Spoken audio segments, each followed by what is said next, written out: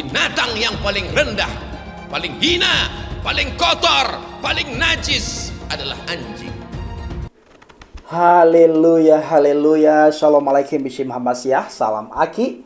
Aku kabarkan Injil keselamatan. Bapak Ibu dikasih Tuhan, ketemu lagi dengan saya Evangelis Avraham Effendi Usman. Bagaimana kabarnya para subscriber pencinta channel Injil Habaget? Haleluya, luar biasa. Saya mengucapkan selamat hari Minggu, selamat beribadah. Tuhan Yesus HaMasiah memberkati kita semua. Nah, sebelumnya Bapak Ibu, saya mengajak kita untuk menonton ataupun melihat sebuah cuplikan video berikut ini. Kalimat yang paling tinggi adalah seruan azan. Binatang yang paling rendah, paling hina, paling kotor, paling najis adalah anjing. Lalu bagaimana mungkin bisa tersilap dan tersalah mengumpamakan azan dengan anjing? Nah, saudaraku, bagaimana tanggapan kita melihat bagaimana reaksi Abdul Somad di dalam mengomentari Menteri Agama Gus Yakut. Nah, yang ingin kita bahas pada video barusan Bapak Ibu, 3 poin ya, khusus mengenai anjing. Di mana Abdul Somad berkata binatang yang paling rendah itu adalah anjing. Binatang yang paling hina, anjing. Binatang yang paling kotor, yang paling najis, itu anjing. Dia mengomentari Gus Yakut dengan penuh amarah. Sampai-sampai anjing dikatakan binatang yang sangat hina, yang sangat rendah, binatang yang sangat najis. Jadi saya ingin katakan kepada Abdul Somad bahwa apakah beliau lupa atau beliau tidak membaca sejarah, atau beliau pura-pura lupa, ataupun beliau tidak mau tahu bahwa anjing itu adalah bukan binatang yang hina, bukan satu binatang yang sangat menajiskan sebagaimana yang dia sampaikan barusan. Nah, kenapa saya katakan begitu? Karena di dalam Al-Quran itu digambarkan bahwa satu-satunya binatang yang masuk surga itu adalah anjing. Anjing di dalam surat Al-Kahfi, satu-satunya binatang yang dikatakan oleh Abdul Somad anjing itu adalah binatang yang rendah, anjing itu binatang yang hina, anjing itu binatang yang najis, itu tertulis dalam surah Al-Kahfi. Bagaimana setianya anjing di saat menemani Ashabul Kahfi. Nah, ketika sahabat itu lari ke sebuah gua dikarenakan ada pemimpin yang zalim, ditemani oleh seekor anjing. Dan konon katanya anjing yang menemani sahabat yang lari ke gua tersebut adalah masuk surga. Bahkan digambarkan di dalam pelajaran mutola'ah. Waktu saya masih di pesantren, saya belajar kitab mutola'ah. Nah, di dalam kitab mutola'ah itu, anjing digambarkan al-kalbun hayawanun aminun. Anjing itu satu-satunya binatang yang paling bisa dipercaya. Aminun. Yang paling bisa dipercaya. Huwa yahrusu manazila wal madhari. Dia bisa dipercayakan untuk menjaga rumah dan kebun, Bapak Ibu. Nah, itu adalah anjing. Bukan onta. Bukan binatang-binatang yang lain. Bukan. Tapi anjing. Paling setia. Bahkan kalau kita melihat sekarang, banyak sekali saudara-saudara kita umat Islam itu sudah mulai pelihara anjing. Kenapa? Mereka tahu. Anjing ini binatang yang paling setia. Sangat setia. Paling enak diajak ngobrol dan paling dia memahami, mengerti perasaan kita itu anjing. Sangat setia. Sampai-sampai digambarkan di dalam surah Al-Kahfi, satu-satunya binatang itu yang masuk surga anjing. Nah, bahkan bukan itu saja, digambarkan di dalam kitab Mutola'ah. Anjing paling setia. Nah, saya tidak menyoroti bagaimana Abdul Somad mengomentari Gus Yakut. Tidak, yang saya komentari di sini adalah bagaimana beliau dengan penuh amarah berkata anjing adalah binatang yang paling rendah, binatang yang paling kotor, yang paling najis. Bapak Ibu, di Indonesia ini tidak kekurangan pengkhotbah, tidak. Tapi di Indonesia ini kekurangan pengkhotbah yang kurang adab, yang kurang budi pekerti, yang kurang sopan santun, tidak menjaga lisan. bisa hafal ayat, bisa hafal hadis, fasih berbahasa Arab, sudah diangkat jadi ustadz dan dikasih panggung. Nah, panggung itu dipergunakan untuk menghina agama lain, menghina pemerintah, dan menghina kelompok-kelompok tertentu yang mana tidak sepaham dan tidak sepemikiran dengan mereka. Nah, dari video itu banyak sekali orang-orang mengomentari Gus Yakut. Tetapi itu sudah dipelintirkan sama mereka, Bapak Ibu.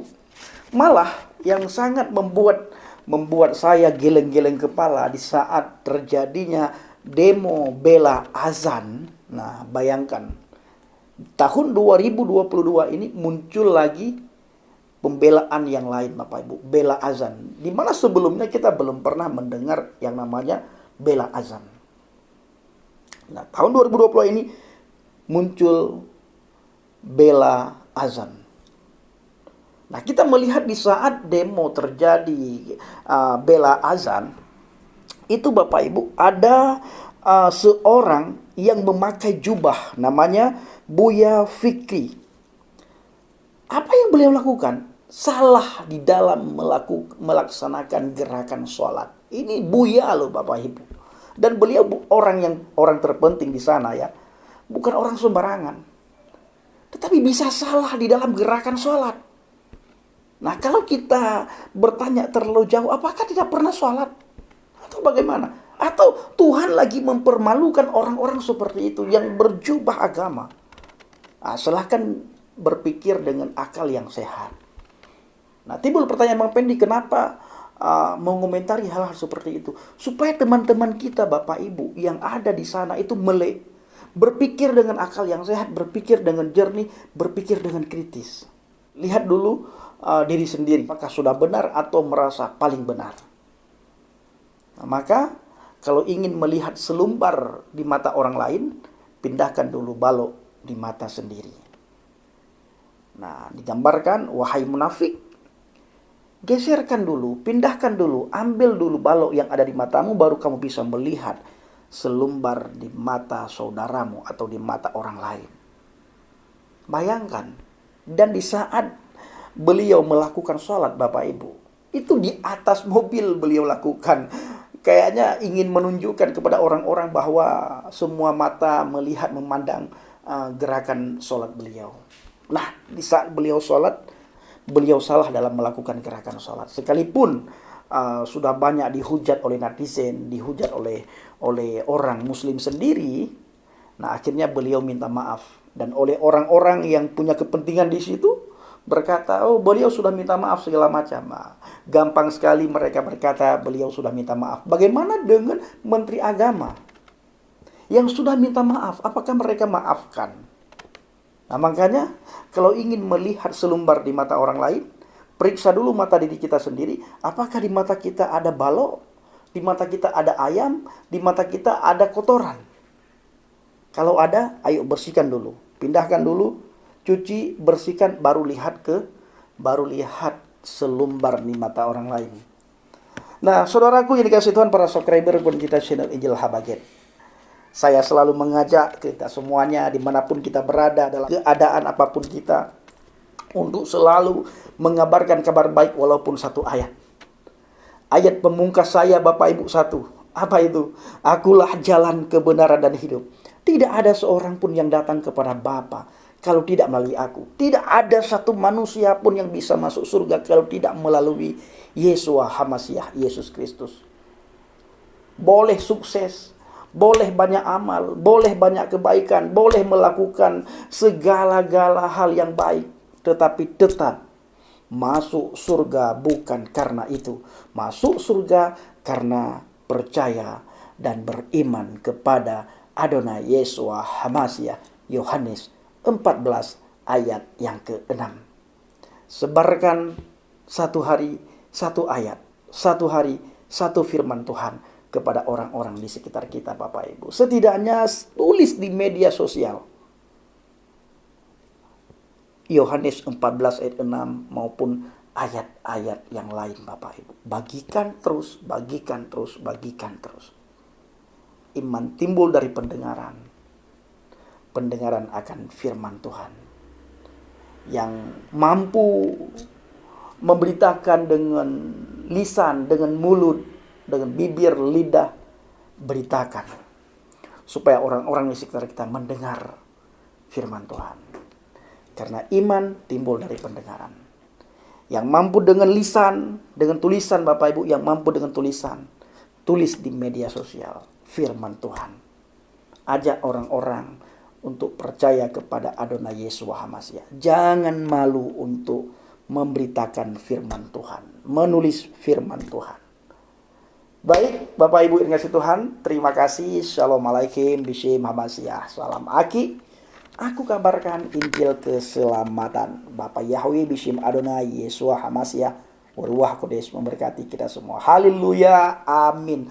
Saya selalu berdoa kepada Tuhan untuk para subscriber agar diberikan kelancaran, diberikan hal-hal yang baik, diberikan umur panjang, diberikan kesehatan, diberikan kesuksesan, diberikan sukacita yang melimpah di dalam kehidupan saudara.